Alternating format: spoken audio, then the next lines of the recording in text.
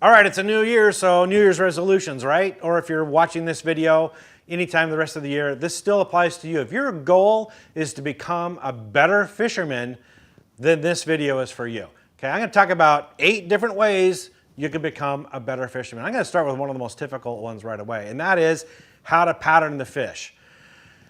You guys need to understand something. I hear this all the time. Well, you know, the fish are different in Florida than they are in Maine. No, that's not, right? A bass is a bass is a bass. Okay, they have basic instincts. They have basic things they need to survive. And if you learn how they survive in their environment and how they react to the environment, then you can pretty much catch them anywhere in the U.S. So understand that, first of all. That's a big piece of the puzzle in patterning them. On a basic level, let's talk about seasonal patterns, right? So summer and winter, they're going to be deeper. In fall and in spring, they're going to be shallower, as a general rule, right? So that you can break it up that way. Break out a map, or look in your chart, and break up your lake into 3 different depth ranges: shallow, medium, and deep.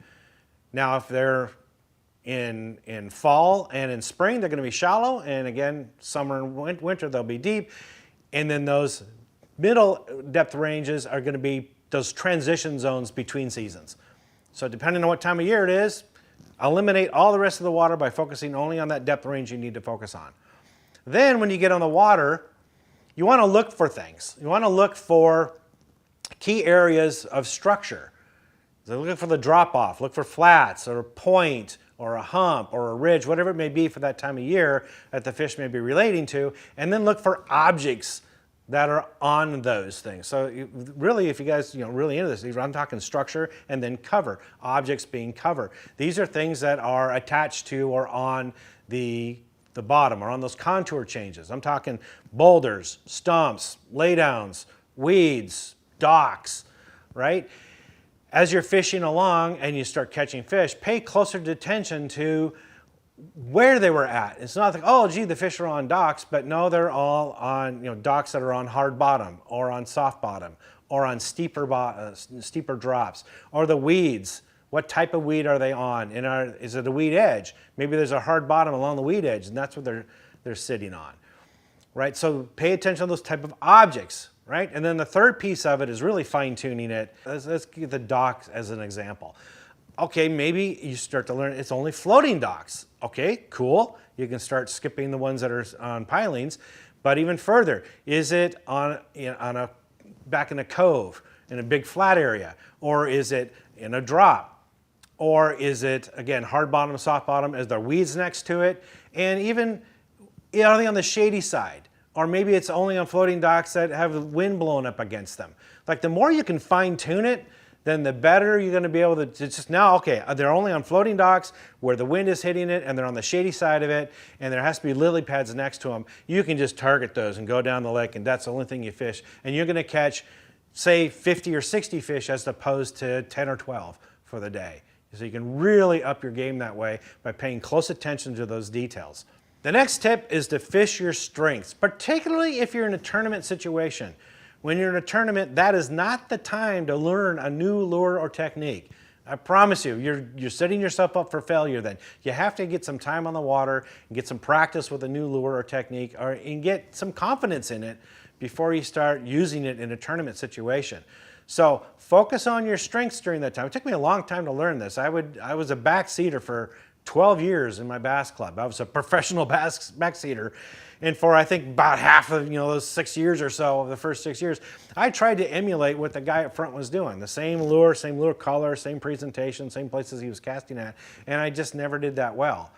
It wasn't until I started getting confidence in my own lures and I would just forget about what they're doing up front and do my own thing, well, I started catching more fish because I had confidence in certain baits, particularly spinner baits and Texas rigs. I would fish those a lot and I caught more fish. So focus on what it is. If you're a power fisherman, focus on that. If you're more of a finesse style, maybe a drop shot. I got a friend of mine that's all he does, particularly in tournaments. It doesn't matter what time of year, he'll pull up to a spot and break out a Senko or break out a drop shot, and then he sits there and works that area painstakingly slow. And he's won a lot of tournaments doing that. He doesn't even break out at a fast moving bait.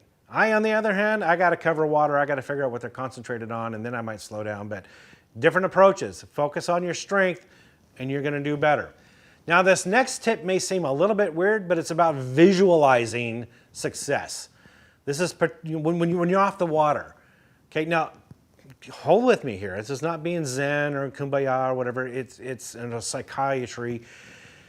Think about it. Professional athletes, basketball, tennis players, football players, baseball, whatever it is, when they're not on the field or when they're practicing, they're thinking about it. They're thinking about what they need to do to improve and focus on those. What are those little things they need to do to get better at? And they visualize getting better at it. What's going to feel like? What do they need to do? What changes do they need to make in whatever they're doing to improve themselves? And this is what I'm talking about.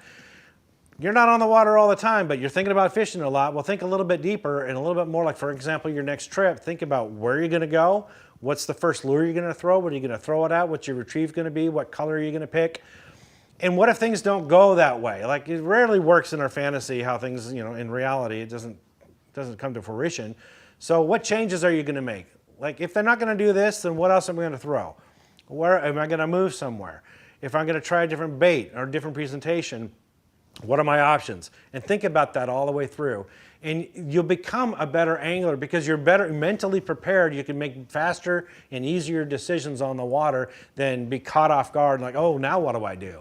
Right? Just think about those different outcomes and you'll be more productive that day on the water. The next tip kind of goes along with the previous one. That's being prepared. It's more than being mentally prepared, but first of all, off the water, make sure your equipment's in good shape.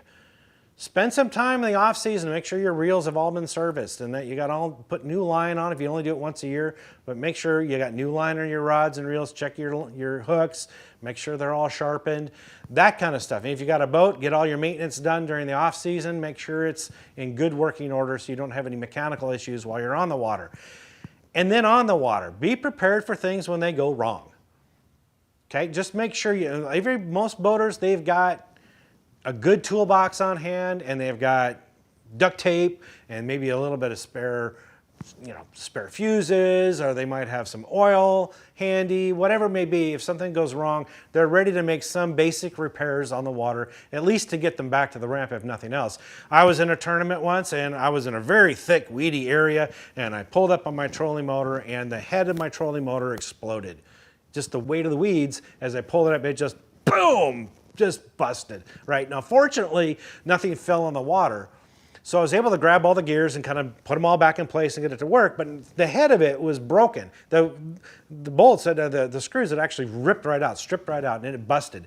So I went in, grabbed some, I had some duct tape on the boat. I just MacGyvered that thing back in place and I fished the rest of the tournament, no problem. The arrow was off, it wasn't pointing in the right direction, but so what? I was able to keep fishing and I did pretty well in that tournament. I replaced the trolling motor later. Just being prepared for those type of things, really, it has to give peace of mind too. You're ready in case something happens, no problem, take care of it, keep fishing. The next one is practicing your hook set. Now, I'll be the first to tell you there's not one type of hook set that should apply for every type of fishing. I have a bunch of videos out on the different type of hook sets depending on the bait you're using or the technique you're using. Go check those out. But practice those. The key thing about any hook set is two things. Actually, there's two things. One, square up. Get your shoulders and your body facing the rod. You don't want to be casting over here and be like this and then a fish bites. You can't set very good sideways like that. So turn your body, square up on it, practice doing that. Some of us have to think about that. You get a bite and you go, oh, set the hook. First of all, get your body turned to it so you don't have to do that. But even if you bite and you realize your body isn't in the right position, turn, then set the hook. Second is your rod. Make sure your rod is in the hook set position. If you got your rod up here like this and you're fishing and then a fish hits it, you don't have really any room to set the hook. What happens is you set the hook, now your rod's back here, wavering all around, and you have no control over the fish. You bring your rod down, reel up on the line, well now you got slack in the line, the fish throws the lure and he's gone. So get that rod down lower and ready to set the hook. Get your body squared up. My good buddy of mine used to tell me, don't cast until you're ready to set the hook. And that really resonated with me. And I learned a lot and that changed the way I fish. It's like, don't cast until you can set that hook. And sometimes that means don't cast over the dock, because now you got your line draped over the dock, you set the hook, now you got a fish on the other side of the dock, and you're dealing with that obstacle in the way. Or you throw over weeds or bushes, you don't have a clear path to get that fish out. Wait until you're in position so you have a good path to get a good hook set and get that fish out. Sometimes I do that. I'll pause for a second. I don't make that cast right away. I'm like, am I in a good position to set the hook? Whoop, not yet. I'll move the boat a little bit, or if I'm on the bank, change position a little bit, then I make that cast. That really does greatly improve your chances of hooking and catching a fish. Another tip is to don't overthink everything. Us bass anglers, we have a tendency to really overthink things, particularly color. So, oh, it has to have blue fleck in it, or it has to have gold sparkle, or it has to have red fleck, or, you know, that way the fish won't bite otherwise. You know, we get super hung up on color, and a lot of times the color doesn't matter.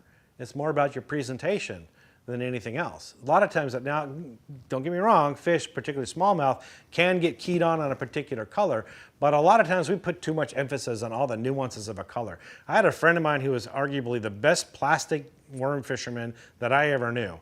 And I fished with him a lot, and he caught a ton of fish on plastic worms. And I remember one day we were fishing along, and I didn't know what color he was using. And I asked him, what color are you using? And he said, dark. Oh, what? He goes, yeah, dark. I said, no, really, what? I thought he was joking. You know, what color are you using? He said, I don't know. And he pulled it out of the water and he dangled it in my face. What color is that? And it was I think it was a real dark brown color. And I said, yeah, it's a dark brown. He goes, oh, okay. And I asked him about that. What do you mean? He goes, there's only two colors, dark and light. That's how I segment my colors. It's dark, you know, your June bugs, your tequila sunrises, your black, your dark browns. Those are dark, and then your light colors are more like a translucent watermelon seed. You're clear with pepper flake in it, any kind of translucent colors like electric blue, what have you. But those are the lighter colors. And that's all he did. As a matter of fact, there was one time we were fishing, we caught a bunch of fish, and I was trying to emulate the colors he was using, and he caught like 5 fish in a row, and he pulled off a dark colored Texas worm and put on a light color. And I said, well, what are you doing? We're catching a bunch of fish on this dark color. They're like, why are you changing now? And he said, I want to see if it's the color. It might not be the color that's triggering the bite. Or maybe there's another color that's going to get more bites. So don't get hung up on having the color or the exact bait. You look at any tournament results, and the top 5, rarely are they using the exact same bait unless it's a forward-facing sonar tournament. But rarely are they using the same bait. Look at the top 10, you'll even see more discrepancies. If the fish are biting a certain way, there's a variety of different baits that will catch them. And not one of them is the absolute one or the best one to use. Just depends on their activity level as to what type of bait to use, and stick in that family of baits and you'll be fine. So don't overthink it, guys. All right, another useful tip, and this might be one of the best ones of the whole video, but that is to actually use a fishing log. A fishing log has an entry for every catch you have, and it talks about what depth they were at, what kind of cover they were in, what was the sunlight, or was it cloudy, was it windy, what's the water temperature, what's the current conditions, what objects, what kind of cover they were in, what kind of structure they were on, so on and so forth. There's a lot of these details in a fishing log. I started using a fishing log, a paper fishing log, back in the 80s, and I printed it off on a dot matrix computer, right? I made one for myself, and I used that a lot. And that helped me in 2 ways. One, you get a collection on seasonal patterns for all the different lakes and rivers in your area. You begin to see these patterns based upon the months. As the years go by, you can collect them and organize them by months and understand what the fish are doing on any given water in your area. That really accelerates your learning path. You start to see these trends. Second of all, it helps you think about why did that fish bite and why was he there? Going back to the very beginning, putting together the pattern, these are the details that make or break a really good pattern, is paying attention to all of these things. And it's hard to remember them all unless you're keeping a log, because you have to enter every fish you caught, what time of day it was, so on. Even moon phases. I can go on and on. I remember these all because I entered them all in this document, and the more you enter in the document, the more you remember, oh, I got to have that. I got to remember this piece and that little nuance and that detail. And you start to memorize all these things. And every time you catch a fish, your brain goes, boom, okay, he was on the north side of a dock, a little light breeze. There was some milfoil here, and there's a transition area with some lily pads, and it was about 6 feet of water. It's like your brain just does that without even thinking. The more you practice that and using those logs to teach you that, you become a much better angler. Now, I took that paper log and I turned it into a PDF file, and it's a downloadable, free downloadable document that I have on my website. I still use that today. I know there's a bunch you can get. There's apps for your phone, and there's, you can get programs for your computer. I've used some of those, but inevitably they stop making them. They're short-lived. I guess they just, I don't know, there's not money in them, I don't know what. But typically they, at some point, go out of business. And now all of your documents, your files that you've saved in this program don't work anymore, right? The program goes out of date and it doesn't work with your new phone or with your new computer, and you've lost all of that. So I keep old school paper. You can't lose that. And I use my phone now. I catch a fish and I'll talk into the phone, I'll dictate, not a voicemail, but actually just recording, voice recording. And I'll record all that information, and then I'll go back to fishing. And then later on, I can play it back and fill out those logs. That's a huge game changer, guys. That will really, really help you catch a lot more fish. And then the final tip I can give you is knowing when to move and when to stay. And that is a very difficult piece in bass fishing. We can rely too much on memory to fish an area. Hey, this place was really hot a month ago, or this place was great last year. And you can stick to an area and fish it really hard and not catch any fish, believing that I know this place is good, it's gonna happen, I'm gonna catch a fish, right? And you can end up not having a good day. Conversely, sometimes the bass are there, but you just don't have the right technique, or maybe you're not fishing exactly right. I know of an area, I had a tournament, I was with a buddy of mine, we were fishing the late part of the spawn. There were still some bass up on beds. We went up into a little cove and we were catching some fish on beds, but not very many, and they were males and they weren't very big. We knew that wasn't gonna win a tournament. And while my buddy was working on a bed fish, I took a tube and I just dropped it down in the weeds below me. I was standing about 10 feet of water. He had the boat, nose of the boat facing the shoreline. And bloop, out came this fish out of nowhere, and they followed it down. And then tink, tink, felt the tug, boom, set the hook, caught a fish. I did that a few times, and we realized, you know what, the bulk of the fish, and the bigger ones, these are the females, were underneath the boat. They were in about 8 to 12 feet of water in those weeds. We pulled back out, we fished those weeds, and we ended up winning the tournament. So it could be that you're fishing the wrong bait, or maybe they shifted position a little bit in that area, and it's a really good area, so it's worth exploring, but don't die on a hill when the fish aren't there. Sometimes they're just not there and you need to move. So if it's not happening for whatever reason, don't try to force it. If you believe that you've tried a variety of different types of structure and cover and depths and presentations and you're not getting bit, it's time to go, Jack. Just get out of there.